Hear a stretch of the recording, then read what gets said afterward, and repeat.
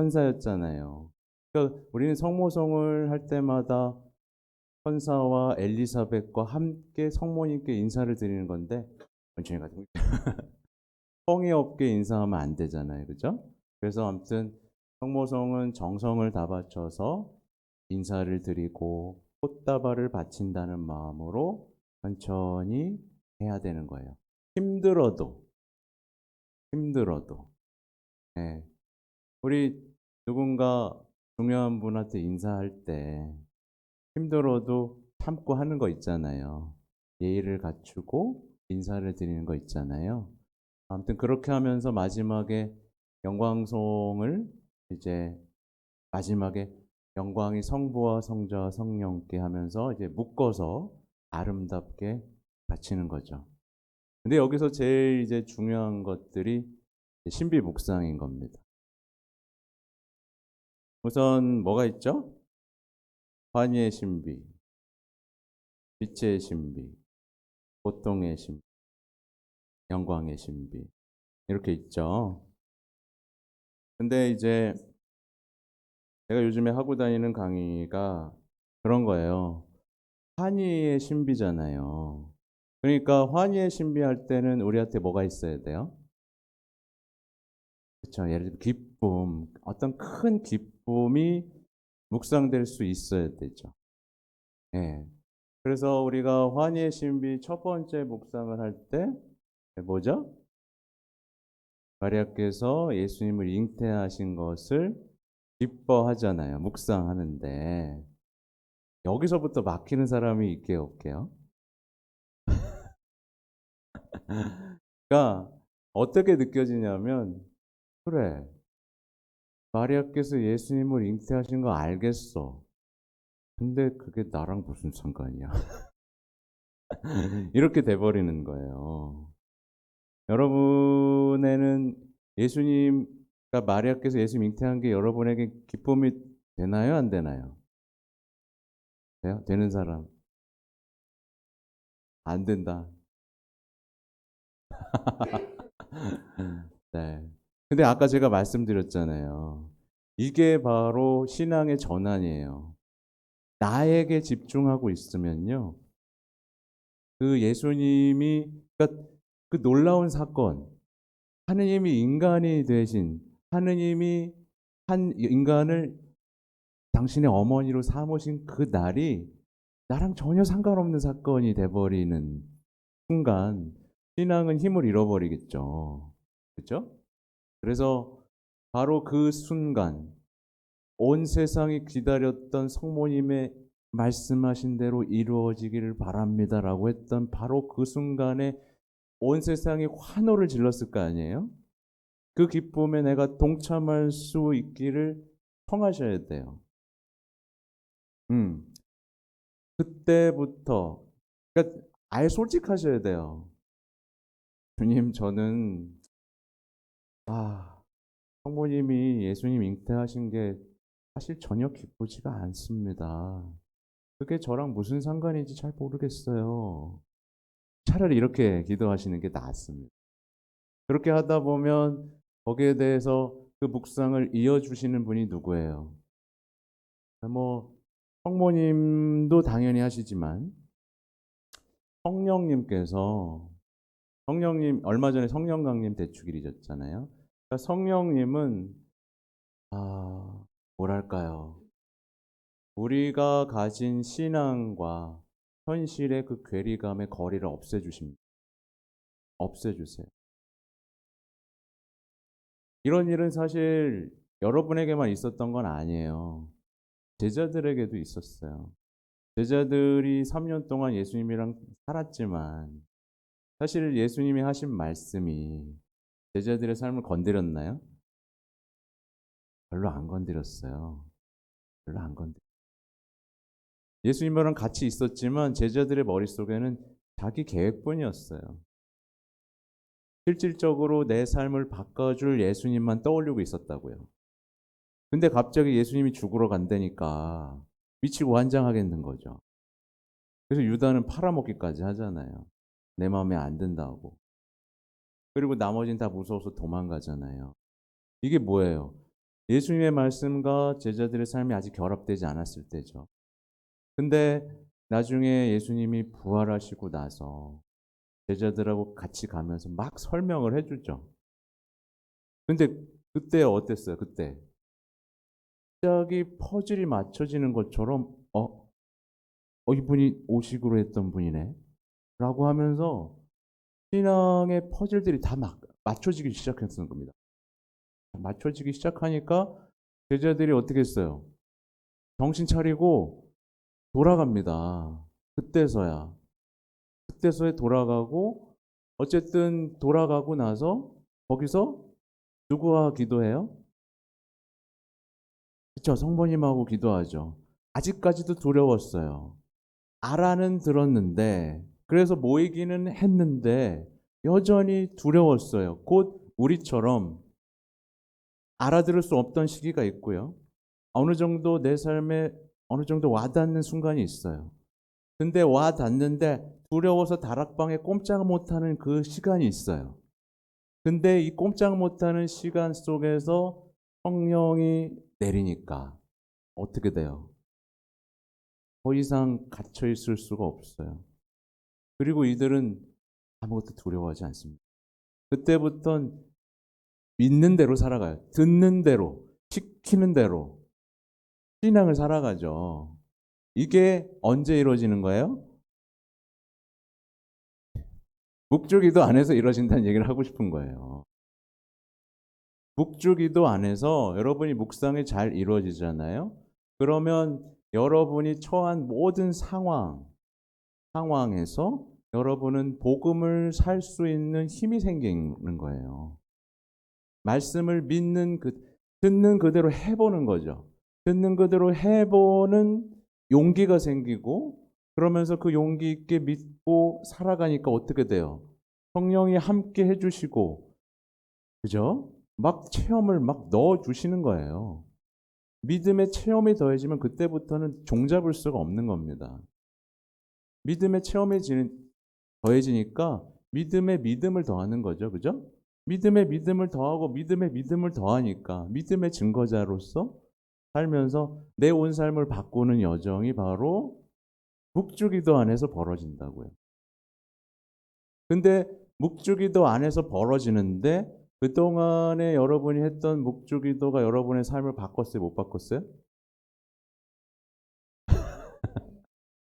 잘 못 바꿨죠.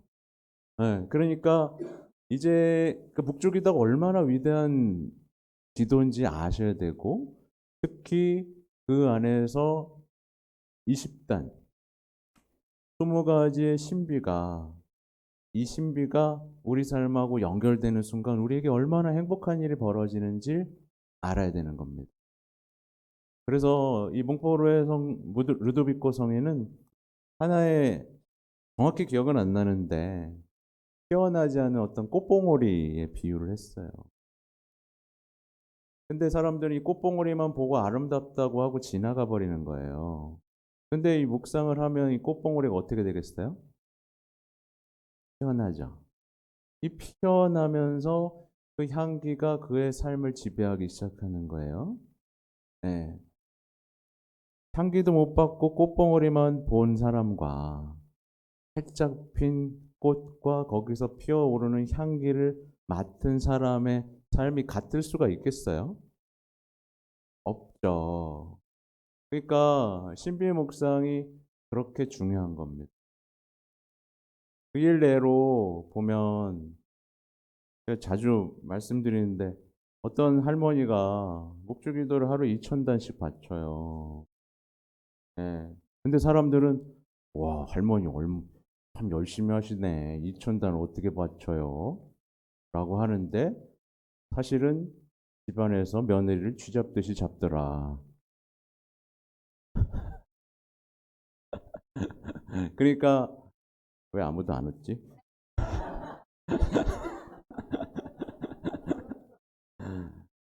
그러니까 이제 묵주기도가 하나의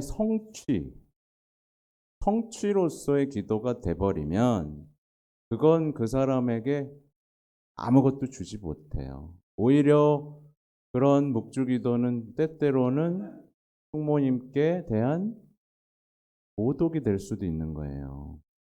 그쵸? 네. 그리고 진짜 성모님을 마음 아프게 하는 거죠. 왜냐하면 보세요. 맨날 계속 죄를 지으면서 예수님을 십자가에 못 박으면서 "성모님 저 예쁘죠? 성모님 저 예쁘죠?" 라고 꽃을 자꾸 바쳐요. 그럼 성모님 기분이 어떨 것 같아요? 내 자식한테 내 자식을 계속 괴롭히면서 나한테 와서 아부 떠는 것밖에 더 답니까? 그쵸? 그러니까 묵주기도를 할 때는 항상 어머니 그리고 아들의 뜨거운 사랑과 구원의 역사를 봐야 되고 묵주기도 할 때 반드시 요한 바울 2세 교황님부터 말씀하신 것들이 뭐냐면 그 예수님의 얼굴을 각 신비에서 떠올릴 수 있어야 된다는 거예요. 그분의 얼굴을 마주할 수 있어야 된다. 네. 물론 그런 건 있어요. 누구나 관상을 할 수 있는 건 아니고 누구나 막 황홀경에 빠져가지고 그죠? 영적으로 막 높은 단계에 누구나 그렇게 될 수 있는 건 또 사실은 아니거든요. 근데 그럼에도 불구하고 복주기도 속에서 여러분을 사랑하는 예수님, 성모님께서는 여러분이 그 신비 묵상을 하는 것 안에서 여러분의 삶하고 신앙을 연결시켜 주는 일은 사실 멈추진 않으세요. 그러니까 막 멋있게 막 그 장면 속에서 푹 빠져들어 가지고 막 이런 거 하나도 부러울 필요가 없습니다. 부러울 필요는 없어요. 예. 오히려 나 이상한 사람들 많이 봤어. 아무튼 환희의 신비만 해도 왜 이렇게 좋은 건지 아시겠죠? 그러니까 그분이 인성을 취하셨다는 것 자체가 사실은 인성과 신성이 결합된 거잖아요. 성모님의 뱃속에서. 그것을 우리가 어떤 희망을 가질 수 있어요?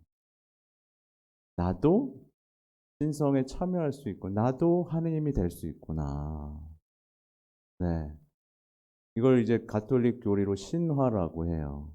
이단 교리 하는 게 아니에요. 그러니까 우리도 하느님과 닮은 존재가 되도록 부르심을 받았잖아요. 그러니까 우리한테 엄청난 일인 거예요. 네. 우리에게 엄마가 생기질 않나, 우리의 보잘것없는 인성이 하느님을 닮을 수 있는 신성에 참여할 수 있지 않나. 아무튼 구원 역사가 시작됐질 않나. 정말 좋은 겁니다. 그리고 오늘 이제 환희의 신비 2단에서는 엘리사벳 찾아보시잖아요. 어쨌든 오늘은 여러분과 나눈 것이 뭐였냐면 자신에게 갇혀 있지 않았던 성모님의 기쁨, 또 엘리사벳의 기쁨, 그리고 구원이 시작됐다는 그 소식에 다들 막 기뻐하잖아요. 다 기뻐합니다. 자신에게 집중한 사람은 아무도 없었어요. 그렇다면 우리 역시 이 환희의 신비 2단을 묵상하면서는 어때야 되죠?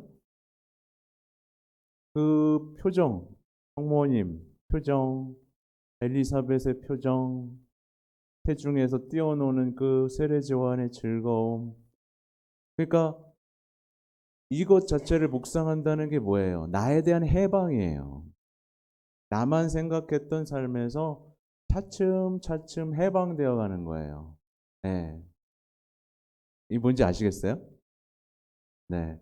예수님은요, 루카복음에 나오죠. 해방시키러 왔다고. 우리를 죄로부터 해방시키려고. 그죠? 우리를 죽음에서 해방시키시고. 네. 우리가 묶여 있는 모든 것에서 병에서도 해방시키고요. 모든 것에서 해방시키려고 오셨어요. 근데 우리는 자꾸 스스로 죄의 종이 돼 버리는 거. 죄의 종이 된다는 건 죽음의 지배를 받는다는 거. 영원한 죽음에 맞는다는 것. 그렇게 2000년 전에 세상은 바뀌었는데 세상이 바뀌고 세상에 없던 천상의 지혜가 내렸는데 우리는 어떻게 보면 오늘날에 구신론적인 사고, 인문학적인 사고, 과학적인 사고, 뭐 진보적인 사고, 이런 시대 정신 속에 살다 보니까 신앙을 되게 비웃게 돼 버렸죠. 그렇죠? 그러니까 그 33일간의 봉헌기도 해 보신 분 계세요? 한번 해 보셨네요. 예. 환자들이 많네. 33일간의 봉헌기도. 그러니까 안 해보신 분들을 위해서 잠깐 설명드리면, 이 성모님께 대한 참된 신심을 살기 위해서 성모님께 자신을 봉헌하는 예식이 있는데, 그 예식을 준비하기 위한 33일간의 여정입니다. 그래서 첫째 주간에는 세속 정신을 끊어버리는, 그리고 자신에 대해서 아는 시간 갖게 되고, 또 성모님에 대해서 알고 사랑하기, 그리고 또 예수님에 대해서 알고 사랑하게 하면서 마지막에 봉헌식 하는 예절이 있어요. 사실은 개인적으로는 성모신심 세미나를 그렇게 좋아하지는 않습니다. 제가 개인적으로, 아주 개인적으로, 뭐 공식적인 입장이 아니라, 아니 여기 다 있는데 뭐하러 새로 만들어요. 네. 많은 지식들을 조합했다고 좋은 책이 아니거든요. 많은 지식들이 나열되어 있는 것들을 아름답게 조합하고 쓸모 있도록 검증된 것들이 이렇게 있는데도 불구하고 그걸 새로 만드는 건 자칫 우리를 지식의 저주에 빠지게 한다거나 영적 우월감으로 이끌 수 있는 위험성이 있어요. 그래서 항상 어떤 우리 그리스도교 신앙 안에서 어떤 뭔가 새로운 걸 만들고 뭔가 새로운 게 있다라고 할 때는 항상 주의해야 됩니다. 항상 주의해야 돼. 그래서 뭐 여기는 모르겠어요. 제가 하느님의 뜻 영성에 대한 얘기도 가끔 하죠. 하느님의 뜻 영성은 오류라고 제가 분명히 말씀을 드리고 있어요. 네. 하는 분이 있을 수도 있어요. 네. 근데 처음엔 몰라요. 근데 그 마지막에 그러니까 아주 절묘한 세뇌 프로그램이거든요. 마지막 강의를 보면, 수도자 성직자들을 대상으로 한 마지막 강의를 보면 기존에 없던 새로운 영성이라는 표현을 쓰면서 기존엔 뭐가 다 안 됐었는데 여기선 다 된다는 식으로 비교 대조하면서 얘기를 해요. 네. 근데 그러니까 그러면서 성모님을 대처할 새로운 인물이 누구예요? 그 여자예요, 루이사. 그러니까 완전히 뉴 에이지고 완전한 오류인데, 사실은 그 앞에서부터 쇠뇌 프로그램을 당하다 보면 이게 특별히 안 돼 버리는. 네. 아무튼 환희의 신비 제가 2단까지 얘기했죠. 네. 그러니까 이 정도까지 묵상할 수 있게 되면 이제 복음이 재밌어지기 시작하죠. 궁금해지기 시작하죠. 구원을 위해 예수님 무슨 일을 하셨을까? 라는 궁금증이 생기면서 이렇게 막 보게 되죠. 그죠? 그러면서 조금씩 이해가 커져요. 그리고 예수님을 낳으심을 묵상하잖아요. 환희의 신비 3단에서. 비로소 예수님이 인간이 되어서 탄생하신 것에 박수 칠 수 있는 영적인 준비가 되는 거예요. 근데 사실은 그때 당시에 상황을 비춰봤을 때 예수님 태어난 거 기뻐하지 않았잖아요. 그죠? 무관심했잖아요. 오히려 죽이려고 했잖아요. 네. 아무튼 한예의 그러니까 묵주기도의 신비를 묵상하면 다 연결되어 있어요. 복음도 제대로 이해할 수 있게, 기도도 이제 재밌어지게 되고, 각 축일도 재밌어지기 시작. 네. 사실은 우리 전래력에 축일 엄청 많잖아요. 그죠? 부활 대축일, 성탄 대축일이야 뭐 말할 것도 없고, 중간중간에 오늘 같은 경우도 축일이잖아요. 근데 여러분들 이제 한번 과거를 생각해 보세요. 부활 축하합니다 라고 박수를 쳤는데 사실은 부활이 기뻐요 안 기뻐요 이렇게? 막 내적으로 부활이다. 죽음이 없어졌대. 이걸 전해야 돼. 나도 증인이 돼야겠다. 이런 기분보다는 계란 몇 개 주지? 뭐 선물 주나? 뭐 그냥 별로 내 인생을 바꿀 만한 기쁨이 아니잖아요. 별로. 부활이라는 우리 인생의 모든 답은 부활에 있거든요. 근데 우리는 부활에는 대단히 시큰둥한 삶을 살고 있죠. 전하지도 않고 기뻐하지도 않고, 그죠? 먹고 사는 것만 중요하고 내가 힘든 것만 중요하고, 만약 이렇게 되면 그때부터는 그냥 뭐랄까요? 신앙은 그냥 내 문제를 해결해 주는, 내가 고통이 없고 힘들지 않고 어려움을 극복하게 해주는 하나의 수단 정도로 전락해버리고 말이죠. 네. 그러니까 자꾸 신앙이 질려버리게 되죠. 그러다가 결국에는 어떻게 되냐면 내 삶에 신앙이 만나면 완전히 바뀌는 거잖아요, 이렇게. 근데 요즘에는 이 삶에다가 신앙을 어떻게 해요? 덧댑니다. 그러니까 살기도 힘들어 죽겠는데 신앙을 얹어놨으니 힘들어 죽겠죠. 예. 아니 뭐 집에서 할 일이 한두 개야? 빵도 만들어야 되고 그죠? 여러 가지 할 일 많은데 이사도 나오라 그러지, 피정도 한다 그러지, 기도도 한다 그러지, 뭐 찬양도 하자 그러지. 뭐 이렇게 한 게 많아. 그러면서 신앙이 무게감이 있게 돼요. 짓누르는 거죠. 그러니까 사람들이 바쁜 일이 생기면 뭐부터 버려요? 이거부터 버려요. 아, 나 중요한 시험 있어. 나 뭐 중요한 뭐 있어. 그거부터 버려요. 요즘에는 그래서 신앙이 돈 많고 부유한 사람들의 하나의 사치품처럼 돼버리기도 했어요. 그래서 자기의 어떤 위선적인 삶 위에다가 뭘 해요? 이렇게 신앙을 덧칠하고 말죠. 이게 뭐예요? 복음 속에 나오는 배칠한 무덤이 돼버리죠. 그리고 스스로 독사의 자식이 돼버립니다. 성모 울타리 1회 우리 밀빵 보고 계십니다. 이 빵이 참 빵 잘 만들어요.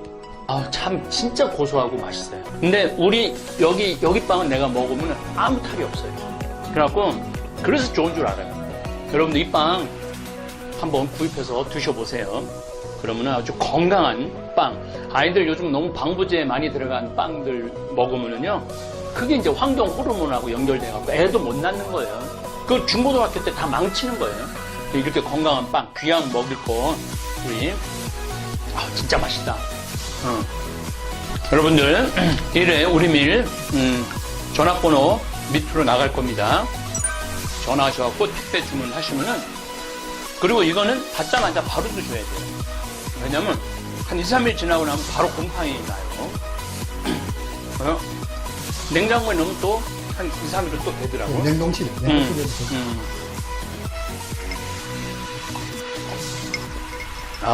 진짜 맛있네. 여러분들, 양산 성모 울타리 1회 우리밀 하느님께서 마련해 주신다, 그런 뜻이죠? 예. 하느님께서 마련해 주신다 그래서 1회 우리밀 빵 많이 애용해 주시기 바랍니다. 맛 좋고 믿음 가는 순수 우리 밀빵, 찐이야.